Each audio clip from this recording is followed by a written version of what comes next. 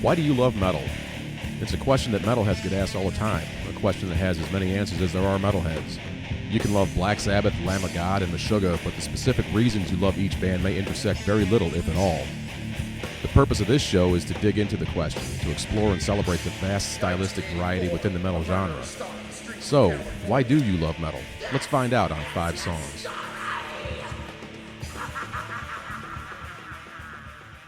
And here we are, another episode of 5 Songs. I'm your host, Kevin Tulppo. My guest today is Ron, Captain Howdy Shanaver. How you doing, Ron? Not bad. Thanks for coming. Thanks for having me. Most of my guests, all of my guests up to this point have been guitar players, which is not really surprising because I'm a guitar player and we tend to hang out together, and that's just how it works out. Ron here is you are my first vocalist. You're my first frontman. Right on. So welcome to 5 Songs. Thank you. You were formerly of Relic, a now defunct band. Yes. It's unfortunate because I played with you guys and I saw you guys and you were pretty good. But you have a new project now called Butcher the Fallen. Is that correct? Yes, I do. You doing what, like classic rock covers? Mostly porn music, but it's really don't know kind of what it is. It's in the developmental stages right now. It's kind of got a black and thrash sound to it. Cool. All right then. Well, as we all know, the premise of the show is that Ron here has brought 5 songs in, 5 metal songs that he digs and that are significant to him in some way, and we're going to talk about each song individually, have a listen to it, and go through it like that. So without further ado, we're going to get into his list. The first song on your list today is Twisted Sister, a classic. Oh yes, song called "Burn in Hell." Oh yeah. What's significant about this song for you? I was real young when I first heard it. I had heard like Quiet Riot, Twisted Sister. Of course, we're not going to take it on the radio. And I borrowed a friend of mine's tape, and when I heard this song, you're gonna burn in hell. It was just so morbid, and it's creeping. It's everything you're not supposed to like when you're a kid, Like I used to sit around and watch shows like Sir Graves Ghastly and Vincent Price on Sunday mornings. So the whole horror aspect of the song was just drew me in, and I loved it. It's one of the songs that made me want to stand up on stage. All right. Well, without further ado, then let's have a listen to it. This is Twisted Sister with "Burn in Hell."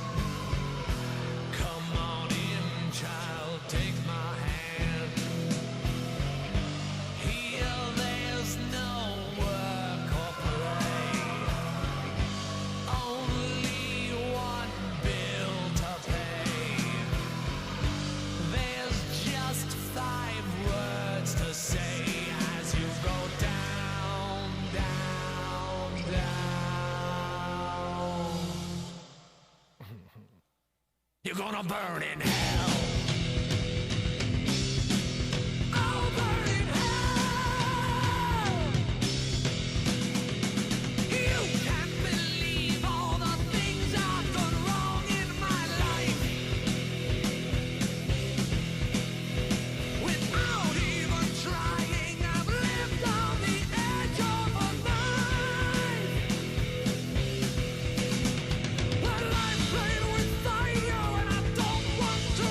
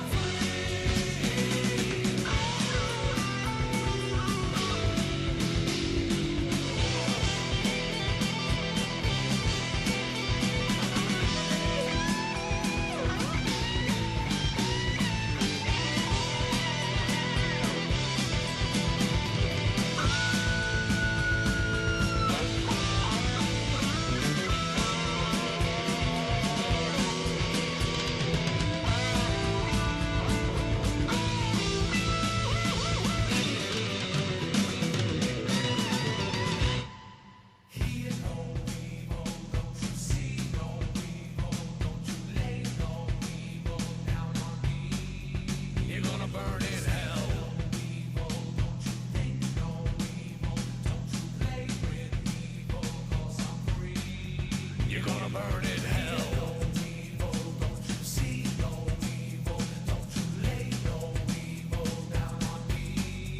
You're gonna burn in hell.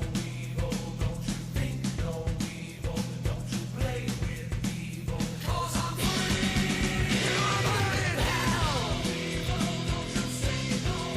I'll burn in hell. You're gonna burn in hell. I'll burn in hell.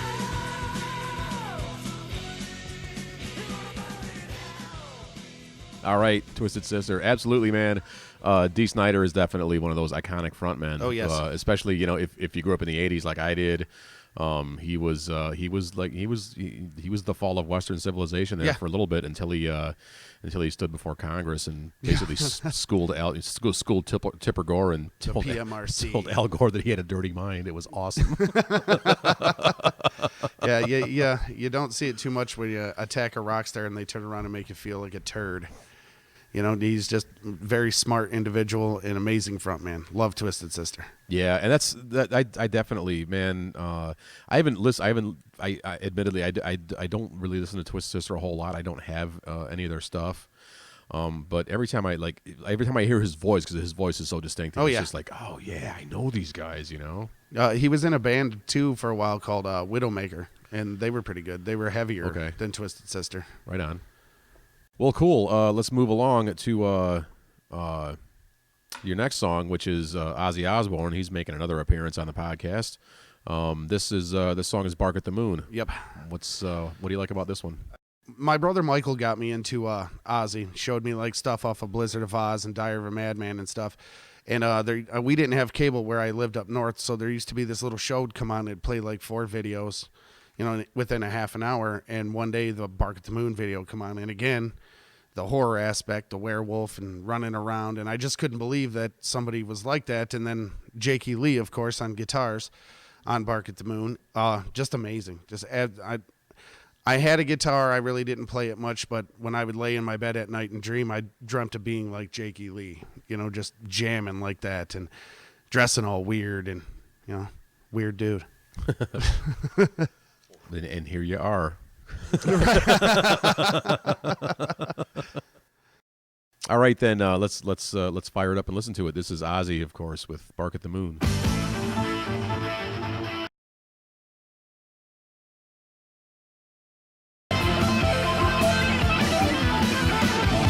Ozzy, of course, "Bark at the Moon," classic guitar solo stuff. But again, you know, another iconic frontman. I mean, he's still, you know. I mean, he's so old and still sounds the same, you know. And Ozzy could talk or sing, and you'd be like, "Oh shit, Ozzy!" Right? Yeah. I'd sing better than talk, of course. You know. Yeah. In any case, all right. So the next song you have on the list is it's Jesus. See, now I'm talking like a shithead because I'm not. Confession time, folks. I'm really not that big a fan of Ozzy. So, you know, there's I know a lot of Ozzy showing up on the podcast, and hey, you know, I get it. I get why he's beloved by in the metal community. And he's just, you know, not my cup of tea. So there we go. You know, on that note, moving right along, Black Sabbath. This song, Megalomania. What's significant about this one for you? I really like the whole album. Sabotage. It's great. It's more of a psychedelic album by Black Sabbath per se, to the dark, doomy, evil stuff, you know, like you had with Black Sabbath and Paranoid and everything else. Every track on here is a little more psychedelic. It's a little more rock and roll, and to me, it makes it heavier. And with this song, you'll see in the song when they go into, I don't know if I should call it a breakdown or not, but it up tempos a little bit and it picks right up, and you know, you really hear how Ozzy took that part over and made it his compared to the rest of the song. And it just grabbed me, you know, being a front man. I always liked the guy up front. Right on. All right.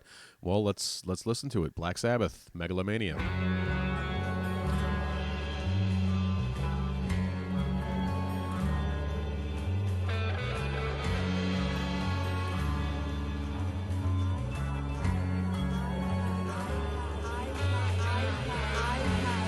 hide myself inside.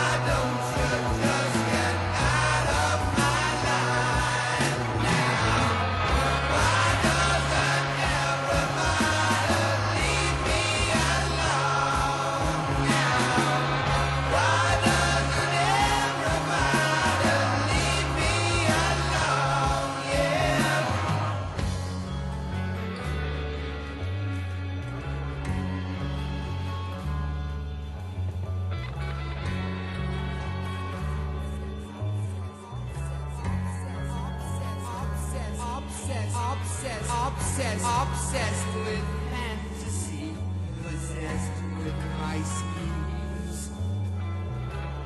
I mix reality with pseudo-god dreams. The ghost of violence was something I'd seen. I sold myself to be the human obscene. How could this poison be the dream I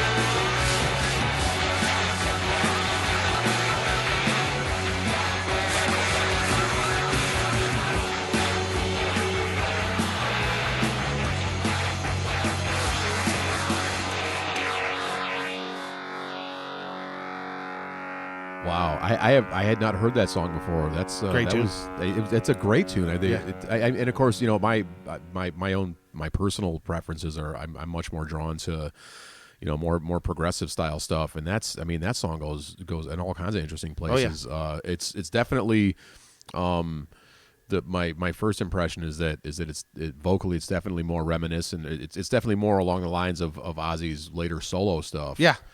Yep.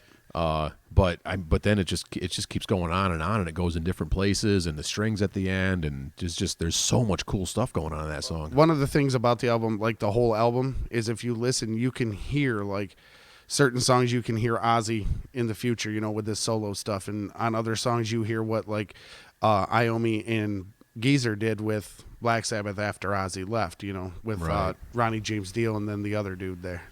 Well, cool. I'm gonna have to go back and listen to that stuff because that's if Black Sabbath sounded more like that, I would have been into him a lot more than I was. Right. Because that track was really cool. I liked it. Right on. All right. So next on the list, Megadeth making an appearance again. And of course, the old classic lineup Megadeth. This song is called "Liar," and it's from So Far So Good, So What. Yep. One of my it's It's the best. it's my favorite album. I love it.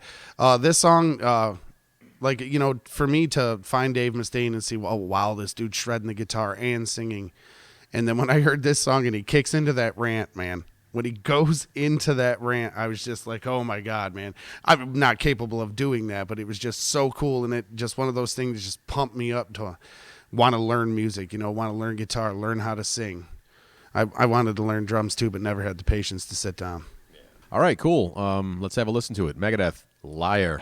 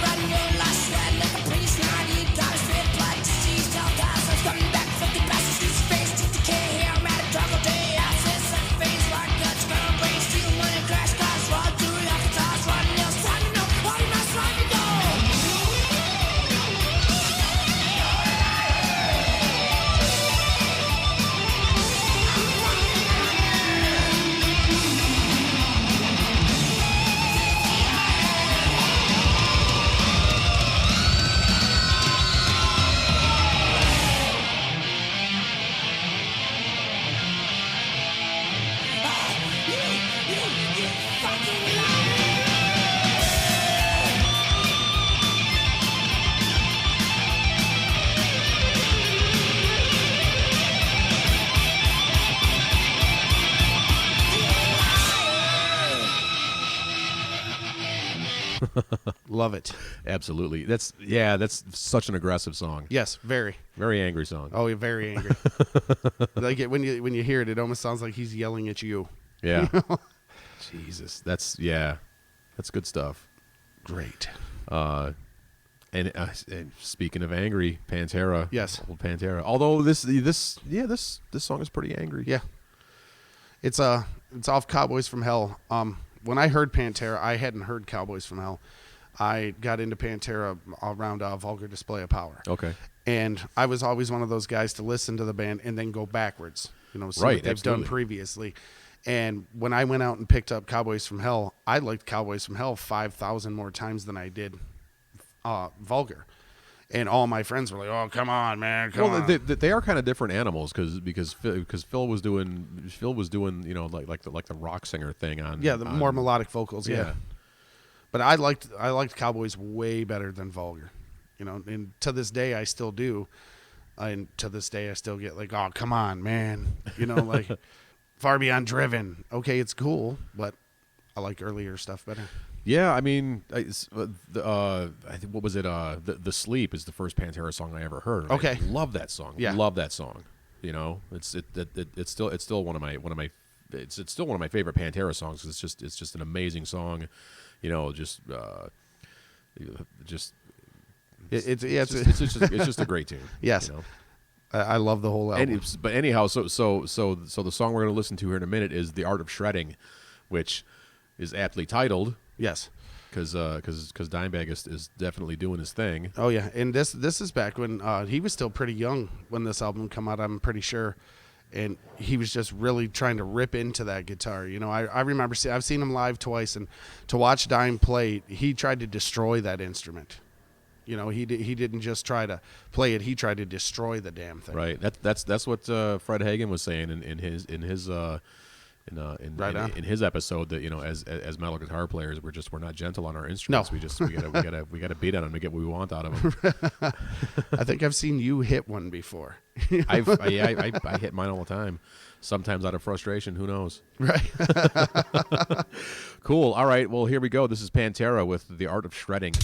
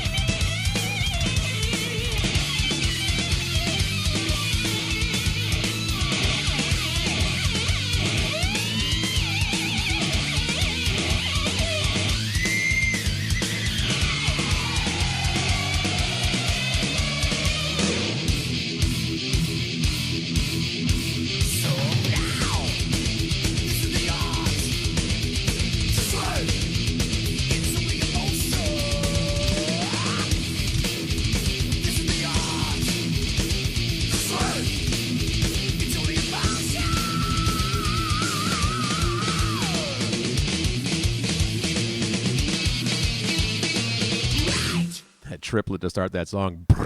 Yeah. And the double rolls he's doing at the end as it's winding out are pretty damn cool. Yeah, too. God, that song is really cool. Very aggressive. Yes. One of my favorite things that Phil ever did, I thought, off the whole album, he really put a lot of work into that tune. I just love his vocal range in that song. Yeah, his vocals always sounded good recorded. But just because of the style of the vocals, and he's not exactly the cleanest living individual. On the few occasions that I've seen him live, he just really didn't sound that hot live. Yeah, I seen him twice. Once was good, once was shit. Yeah, I've seen everybody else was great live. Phil was just always hit or miss, and it's kind of disappointing in that respect. Other than that, I mean, yeah, that's I think Rex is one of the most underrated bass players ever. Very good bass because player. he's playing that riff monster stuff, right along with Dimebag Darrell, and matching him note for note. Well, that driving bass line that kicks that song, The Art to Shred In, that's just amazing. Yeah, it's just thunder rolling, man. It's great. Just they were a great innovation in metal, especially as far as what was more commercially accessible in the early '90s and stuff. Oh, yeah. And it's kind of a lot of imitators, but Well, also in the early '90s, you had all that alternative stuff. So bands like Megadeth and Metallica and Slayer and everything, people were forgetting about them. And then when the alternative stuff went to shit, which was quick, and they wanted to go back heavy, who did they have? Who did they have? Pantera, right there, heavy, in your face. Like you said, it was popular, so everyone just picked up on them, gravitated towards them. Right on. Well, cool. That was song number 5. And to close out the show, we have a song from Relic called Nightcrawler. Is that right? Night Stalker. I got to write that stuff down. Write that stuff down properly next time. Nightcrawler. Great. Thanks for coming, Ron. You got it, man. Thanks for having me. This has been a great show. You brought some really cool stuff that I hadn't heard before, and I'm going to have to go check out now. Right on. This has been 5 songs. I'm your host, Kevin Tulppo. My guest has been Captain Howdy, Ron Shanaver. Right on. Thanks for having me again, man. And this is his band, his former band Relic, with Night Stalker. Have a good one. Check you later.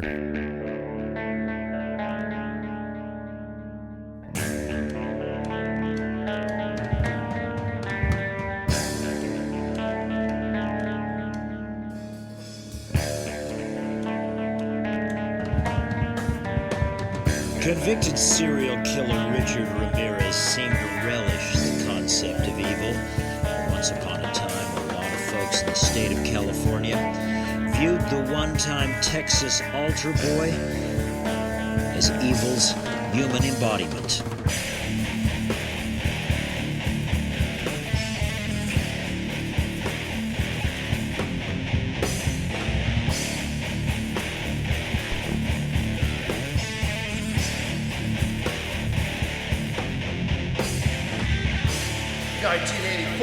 A murderer stalked the streets of California. This is his story!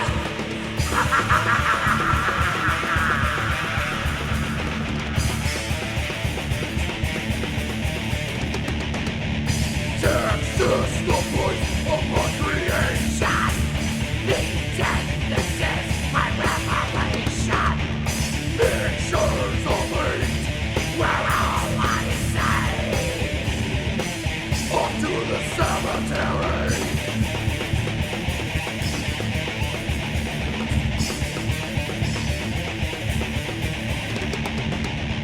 I move. It's now that you're in. LSD, living in your honey. The devil, my only escape from an early age. Why am the chosen one? Commanded by the unknown. This world will know my slaughter. I am the Night Stalker.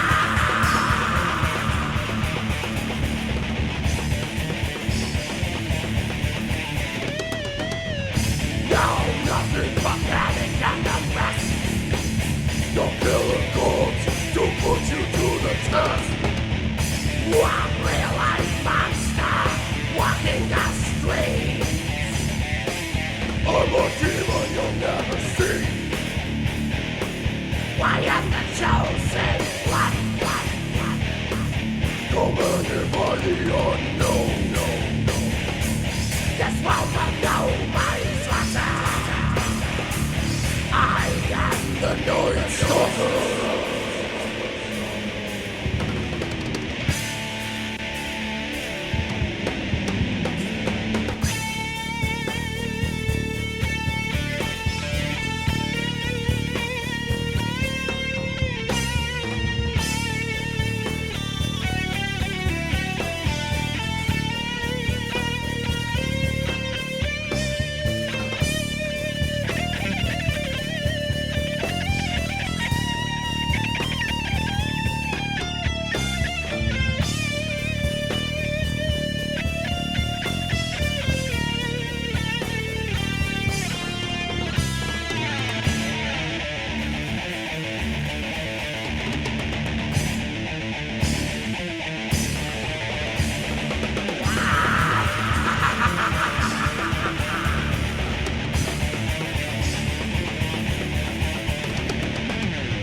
Pentagram on the wall of shopping.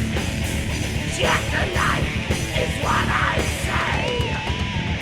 You will pledge your life in beyond. Tell them I was here.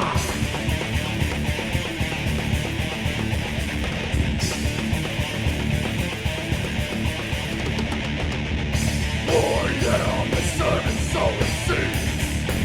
My mind excited from all the solar screens. The sight of my head, a flame in my eye. And now I sit and wait to die. I am the chosen one. Commanded by the unknown. This world will know my slaughter. I am the Night Stalker.